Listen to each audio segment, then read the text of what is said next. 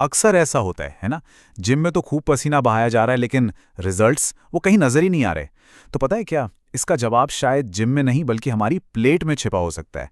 आज हम इसी पहेली को सुलझाएंगे कि जिम के लिए एक बेहतरीन डाइट प्लान आखिर होता क्या है, जिससे सारी मेहनत सही जगह लगे।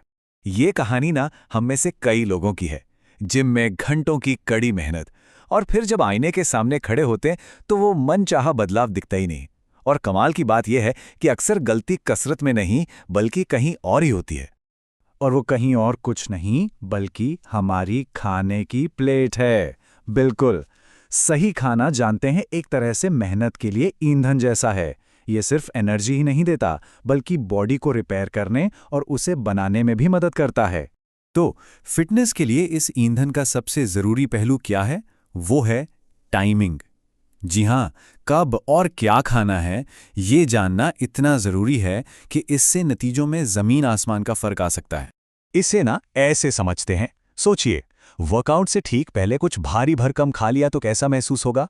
एकदम सुस्त। और अगर खाली पेट चले गए तो बीच रास्ते में ही गाड़ी का पेट्रोल खत्म। तो सही स्ट्रैटेजी का मतलब ही यही है कि शरीर को परफॉर्मेंस और रिकवरी दोनों के लिए तैयार किया जाए। तो चलिए शुरू करते हैं पहले फेज से, प्री वर्कआउट। मतलब जिम में कदम रखने से ठीक पहले शरीर को वो सही वाला ईंधन कैसे दिया जाए। तो एक्सपर्ट्स क्या कहते हैं कि वर्कआउट से लगभग 30 से 45 मिनट पहले खाना सबसे अच्छा है। ये वो गोल्डन विंडो है जिसमें शरीर खाने को पचाकर उसे रेडी टू यूज एनर्जी में बदल देता है। लेकिन अब सवाल यह है कि प्री वर्कआउट मील में खाना क्या है?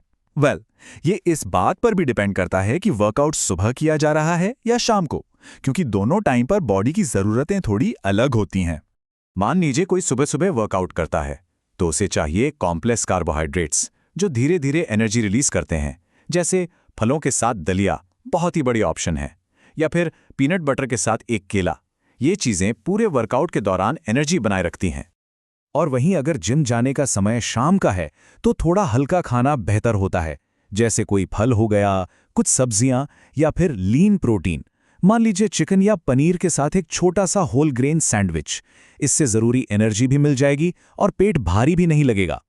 ठीक है, तो वर्कआउट तो हो गया, पसीना भी बहा लिया, लेकिन असली काम तो अब शुरू होता है। दूसरा फेज, पोस्ट वर्कआउट, यानी मसल्स की मरम्मत और रिकवरी। और यही ग्रोथ के लिए सबसे सबसे ज्यादा जरूरी है। देखिए, जिम में जो मेहनत होती है ना, उससे मसल्स में छोटे छोटे टियर्स आते हैं, और असली फायदा तब होता है जब सही न्यूट्रिशन से इन टियर्स को रिपेयर किया जाता है। इससे वो पहले से ज्यादा मजबूत बनती हैं, और यहीं पर हमारा पोस्ट वर्कआउट मील एक हीरो की तरह एंट्री लेता है। एक अच्छी रिकवरी के ना 3 मेन पिलर्स होते हैं: प्रोटीन, कार्ब्स और हेल्दी फैट्स। प्रोटीन टूटी हुई मसल्स को फिर से बनाता है, कार्ब्स खत्म हुई एनर्जी को वापस भरता है, और हेल्दी फैट्स वो सूजन कम करके रिकवरी को स्पीड अप करते हैं। और इन तीनों पिलर्स को अपनी प्लेट पर लाना कोई मुश्किल काम नहीं है। सोचकर देखिए, शकरकंद के साथ ग्रिल्ड चिकन या फिर बेरीज और कुछ नट्स के साथ ग्रीक योगर्ट। ये मील्स सिर्फ टेस्टी ही नहीं है बल्कि ये एक परफेक्ट रिकवरी फूड भी हैं।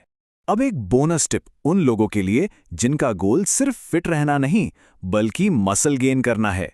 इसके लिए डाइट को थोड़ा और प्रिसाइज बनाना पड़ता है। मसल बिल्डिंग का ना एक सीधा सा नियम है, शरीर को बनाने के लिए जरूरी रॉ मटेरियल तो देना ही पड़ेगा।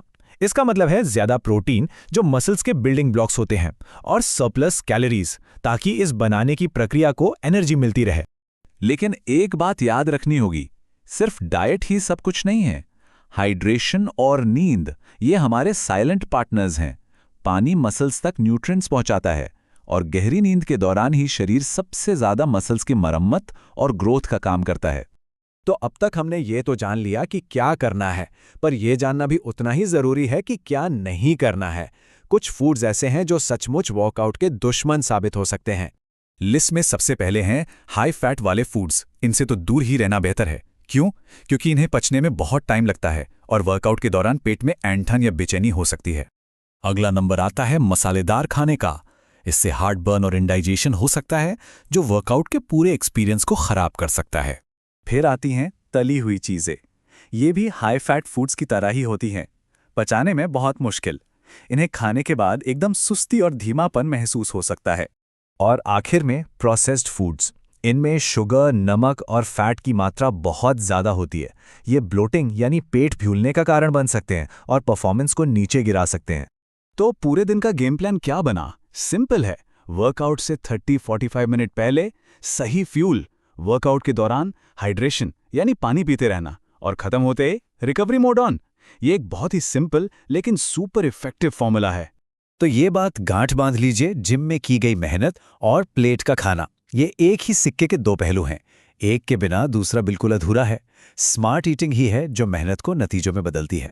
तो अब सवाल ये उठता है, अगले वर्कआउट की प्लेट कैसी दिखेगी?